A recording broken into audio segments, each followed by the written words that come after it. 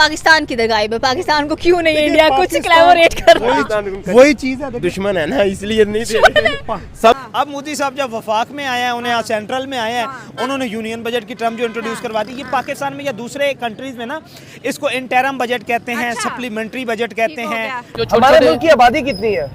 जाहिर है हमारी 22 करोड़ से भी ज्यादा बढ़ चुकी 25 करोड़ के लगभग। 25 करोड़। लेकिन हमारे जो पड़ोसी मुल्क है उसकी 1.5 अरब आबादी है, फिर भी वो तरक्की कर रहे हैं। हम 25 करोड़ आवाम को नहीं संभाल पा रहे। इंडिया ने $575 बिलियन का बजट अनाउंस किया है और अपने डिफेंस बजट को बढ़ाकर 6,81,000 करोड़ कर दिया है। देखिए ना, आप देखिए जितने भी पाकिस्तान के साथ साथ हमसाया ममालिक लग रहे हैं, घेरे में लेना चाह रहे हैं ना, उनके साथ अपने रिलेशन अच्छे बनाना चाह रहे हैं। क्योंकि इंडिया का जो अब एक तरीका वारदात है ना, वो ये नहीं है कि आप किसी पे डायरेक्ट अटैक कर दो, हमला कर दो, जंग की तरफ जाओ, वो नहीं है। वो अब इकोनॉमी की जंग लड़ना चाह रहा है। कहना चाहेंगे इस दफा इंडिया ने अपने बजट में जो है डिफेंस बजट को बहुत ज्यादा बढ़ा दिया। 6,81,000 करोड़ का बजट अनाउंस किया इंडिया ने अपने डिफेंस का। जी, हम जो है ना कॉन्स्टेंटली अपने बजट को डिक्रीज कर रहे हैं, वो कॉन्स्टेंटली जो है ना अपने बढ़ा रहे हैं। जिस तरह भाई ने कहा है कि उन्होंने जो है ना कुछ ऐसे स्टेप्स लिए हैं कि उनकी इकोनॉमी जो है ना स्ट्रांग हो रही है। एक तो उन्होंने मैक्रो लेवल पे काम शुरू किया है, और दूसरा जो है ना मेन जो है ना IMF के चुंगल से निकल गए हैं।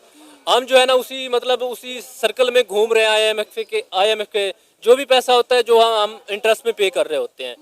तो दूसरी बात भाई ने की कि वोमेन एम्पावरमेंट, वो भी एक अच्छा स्टेप है कि वोमेन जो है ना उनको एक मौका मिलता है, वो अपनी जो डिपेंडेंसी है वो उनको डिक्रीज कर सकती हैं। तो ये वाली चीज़ें होती हैं जो मतलब पाकिस्तान में वो नहीं हो रही। कि मोदी साहब अपने थर्ड टेन्योर में मिडिल क्लास पे बड़ी मेहनत कर रहे हैं। बिल्कुल, आप यही देखें ना, उनका जो टारगेट पॉइंट है ना वो भी मिडिल क्लास ही है। क्योंकि मोदी खुद मिडिल क्लास था, बल्कि लोअर मिडिल क्लास का बंदा था। लोअर मिडिल क्लास के बंदे को उठा के अगर भारतवासियों ने जाके प्राइम मिनिस्टर की सीट दी है तो सारी बातें उन्हें उनके साथ तवक्कुआत जो है वो भी वाबस्ता थी। अब सबसे बड़ा मेन एलिमेंट किसी भी कंट्री में होता है वो होता है इनकम टैक्स।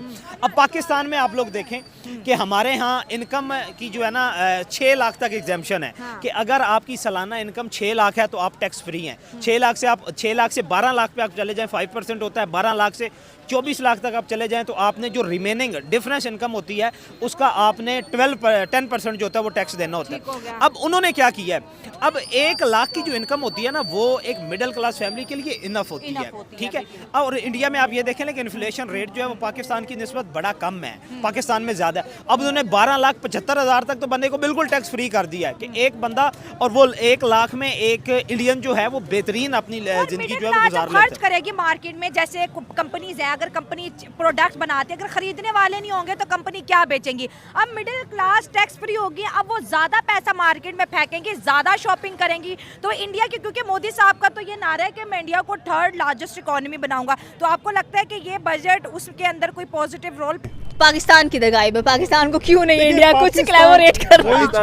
वही चीज है, दुश्मन है ना, इसलिए नहीं दे रहे। सबसे बड़ा दुश्मन ही पाकिस्तान का। क्यों दुश्मन है? ये आपको खुद ही मालूम है।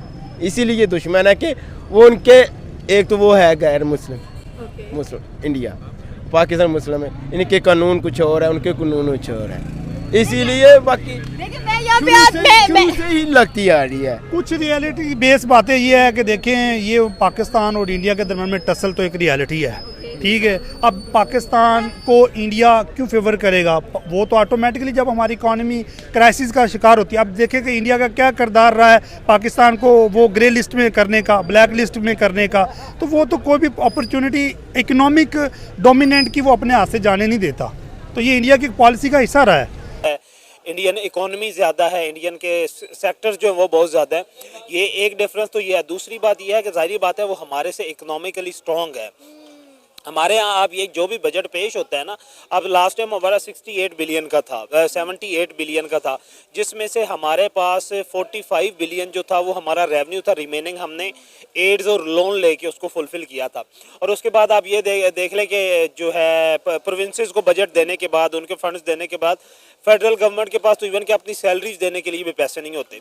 इंडिया की रूटीन ये कि इंडिया के पास, इंडिया एक तो IMF के चुंगल से आज़ाद है, इंडिया के पास जो भी बजट आता है ना उसका रेवेन्यू कलेक्टेड बजट होता है, उसका अपना बजट नहीं होता। इस बजट की खासियत ये थी कि उसमें उन्होंने यूनियन बजट का भी नाम दिया है इसको। अब ये यूनियन बजट क्या था कि पहले इंडिया ने ना, नरेंद्र मोदी के पहले 10 साल जो थे ना, उन्होंने इंफ्रास्ट्रक्चर पे, मैक्रो लेवल पे इकोनॉमिक एक्टिविटीज़ और पूरे मैक्रो लेवल पे इंडिया को स्ट्रॉन्ग करने के लिए इकोनॉमिकली ना उन्होंने बहुत सारे स्टेप्स लिए थे। इंडिया की तरक्की की क्या वजह समझते, क्या रीजन है कि इतनी ज्यादा तरक्की कर गया, हर चीज अपने मुल्क में बनाई जा रहा है, मैन्युफैक्चरिंग का निजाम इतना बेहतर भाई है? बेसिकली ना इंडिया अपने अंदर यंग जिन्स को हर एक चीज़ मुहैया की जा रही है, इधर के यंग इनको कुछ भी नहीं मुहैया किया जा रहा, तो वो बाहर जा रहे हैं। इधर गुर्बत की वजह से हर एक चीज़ बाहर से इंपोर्ट की जा रही है, इधर पाकिस्तान में बने सब कुछ हो, गुर्बत भी कम हो, सब चीज़ें हो इधर भी। बेसिकली इंडिया आप खुद बना रहा है हर एक चीज़, उधर प्रोटोकॉल बना रहा है। बेसिकली इधर से बाइक देखी जाए ना, बेसिकली यामा की बाइक है वो 5 लाख रुपए की है, 125 सीसी, ठीक है ना, 5 लाख की बाइक है। इंडिया में 5 लाख की बाइक, स्पोर्ट्स बाइक इतनी अच्छी मिल जाती है, 5 लाख में गाड़ी भी मिल जाती है, 5 लाख में गाड़ी मिल जाती है। सही है।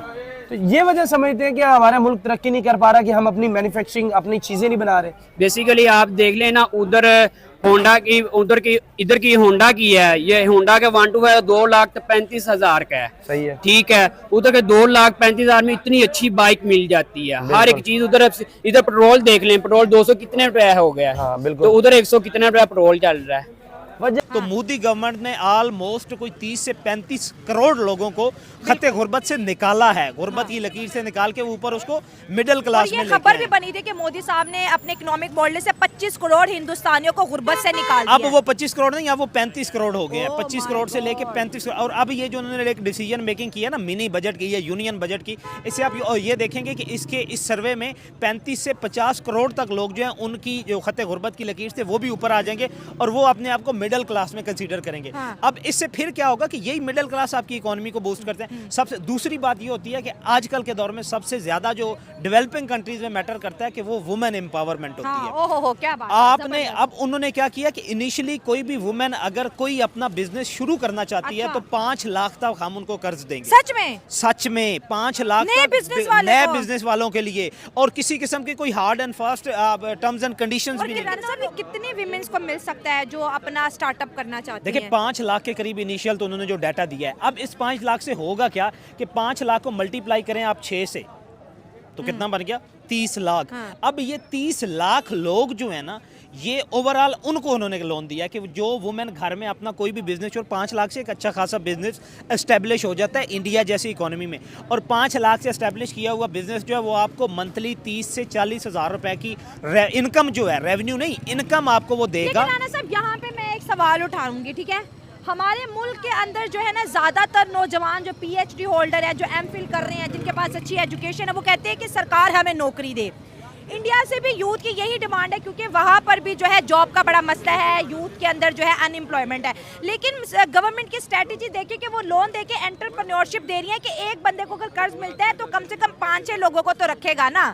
नौकरी तो एक को मिलेगी, बिजनेस एक, कर्जा एक को मिलेगा, 10 लोग उसके साथ जुड़ देखिए जाएंगे। अब ये देखें ना कि यही है कि जो मार्केटिंग के एक्सपर्ट हैं वो मार्केटिंग में जाएंगे, जो ओनरशिप के एक्सपर्ट हैं वो अपना कोई बिजनेस जो है, छोटी सी स्मॉल स्केल इंडस्ट्री जो है उसको शुरू करेंगे। तो इससे और कितने लोग मुस्तफीद होंगे? वो जो उस बंदे को उन्होंने लाख रुपए की जॉब देनी थी, एक बंदे की थी, उसे 5 लाख